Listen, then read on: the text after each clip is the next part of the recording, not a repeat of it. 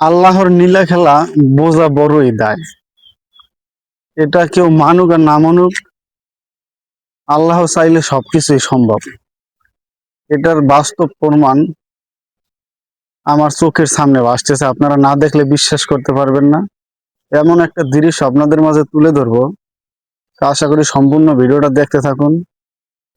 একটি কলা গাছ, কোনো ধরনের পাতা নেই, কলা গাছটারে আমার বাবা কিছুদিন আগে কেটে ফেলছে।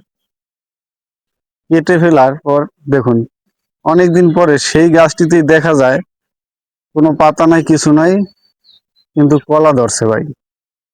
এই দৃশ্যটা দেখে আমি অবাক হয়ে গেলাম।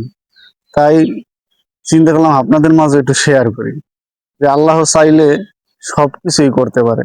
তো চলুন কথা না বাড়িয়ে সেই গাছটি গিয়ে দেখাই। গাছটি হাইস্ট গেলে 1 হাত উচ্চতা হবে, কিন্তু গাছটিতে কলা ধরতেছে। চলুন দেখি। এই যে আমাদের সেই গাছটি দেখুন, এই দেখুন। হঠাৎ করে এই গাছটি আমার চোখের সামনে পড়ে। দেখুন, এই গাছটা গোড়া থেকে কেটে ফেলছিল বাবা, তারপর হইছে এতটুকু।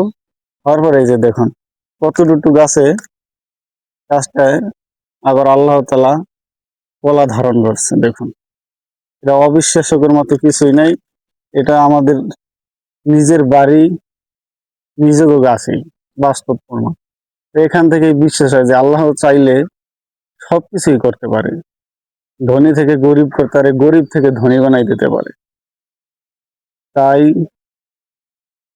এই ভিডিওটা দেখে আমরা একটা জিনিসই প্রমাণ পাই, যে আল্লাহর কোনো জিনিসই অস্বীকার করার মতো না। দেখুন, এই দৃশ্যটা দেখে আমি অবাক হয়ে গেলাম, তাই আপনাদের মাঝে শেয়ার করলাম, যে গাছে একটু পাতা নাই, কিছু নাই, কিন্তু কলা হয়েছে। দেখছেন, এই যে মোর্চা, এই কলা বাইরেছে। এটা পরবর্তীতে যে কি হবে সেটা বলা যাচ্ছে না।